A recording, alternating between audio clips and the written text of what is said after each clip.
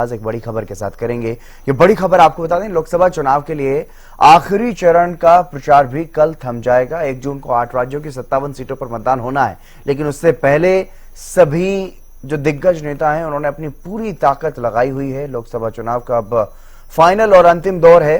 लोकसभा चुनाव के 7वें चरण में 8 राज्यों की 57 सीटों पर वोटिंग होनी है। 1 जून को वोटिंग होनी है। इस फेज में 904 उम्मीदवारों की किस्मत दांव पर है। जहां प्रधानमंत्री मोदी की वाराणसी सीट पर परीक्षा होनी है, तो वहीं पश्चिम बंगाल में ममता बनर्जी के सियासी वारिस माने जा रहे अभिषेक बनर्जी की भी डायमंड हार्बर और लालू प्रसाद यादव की बेटी मीसा भारती की पाटलिपुत्र सीट पर इनके भी इम्तिहान होने हैं। तो अपने आप में काफी महत्वपूर्ण ये चरण, आखिरी चरण लोकसभा चुनाव का, और इसके लिए जो चुनाव प्रचार है वो कल थम जाएगा।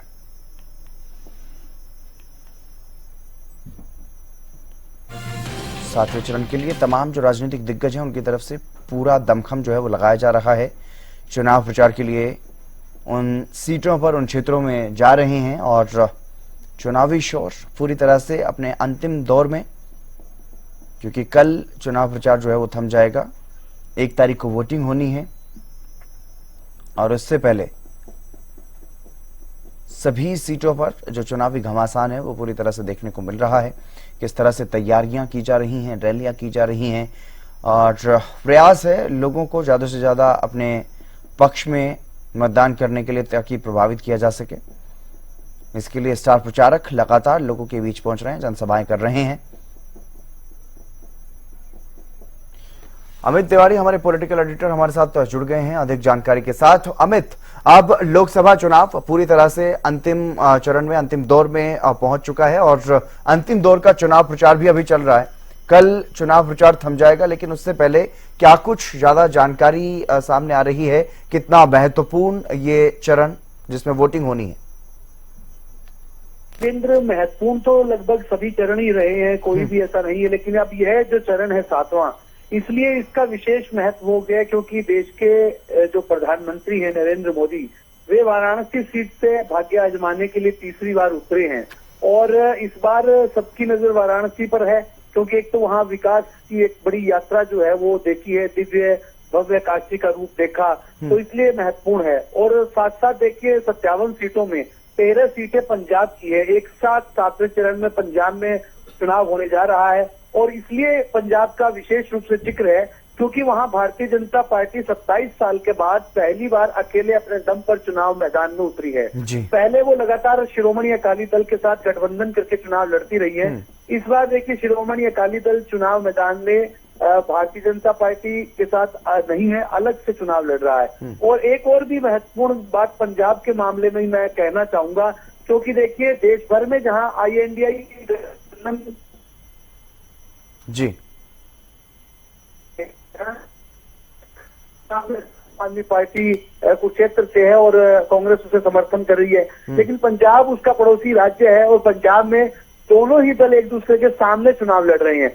आम आदमी पार्टी अपनी सीटों पर 13 पर और कांग्रेस उनके विरोध में उतरी हुई है। तो ऐसे में एक दिलचस्पी भरा मुकाबला यहाँ देखने को मिल रहा है कि इंडी गठबंधन में दरार जो है वो पंजाब में देखने को मिल रही है।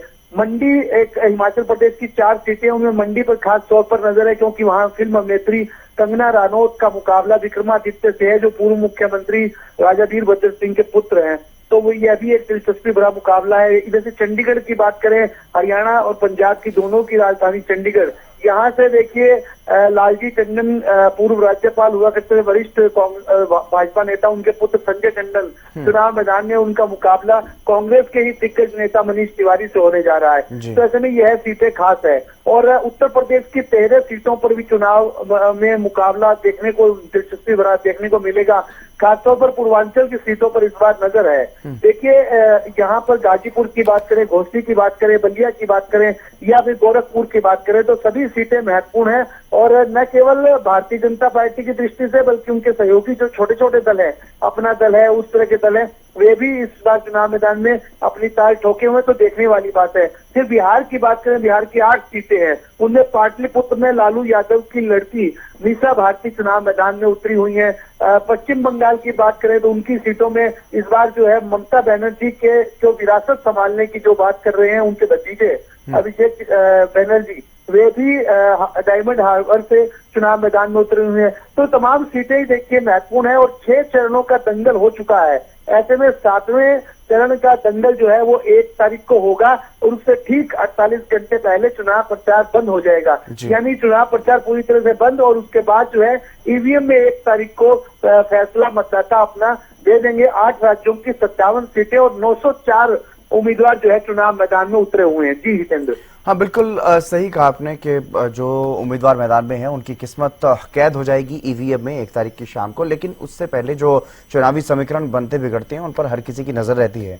आपने जिक्र किया पड़ोसी राज्य पंजाब का। पंजाब में आम आदमी पार्टी और कांग्रेस बिल्कुल आमने सामने हैं और एक और दिलचस्प बात यहाँ पर कि श्रोमणी अकाली दल से अलग होकर के, गठबंधन से अलग होकर के अकेले अपने दम पर भारतीय जनता पार्टी भी यहाँ पर अपनी किस्मत आजमा रही है।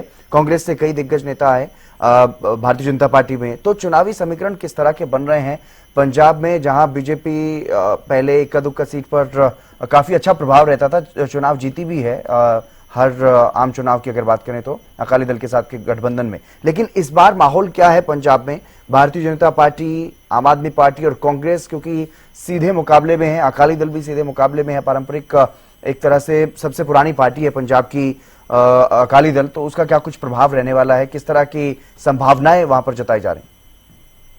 देखिए हितेंद्र, सबसे महत्वपूर्ण है कि पंजाब में इस बार, जैसा मैंने पहले कहा कि अमूमन 2 तरफा मुकाबला हुआ करता था। 2 पार्टी सिस्टम जो पंजाब में बना हुआ था, क्योंकि कांग्रेस का मुकाबला शिरोमणि अकाली दल के साथ होता था।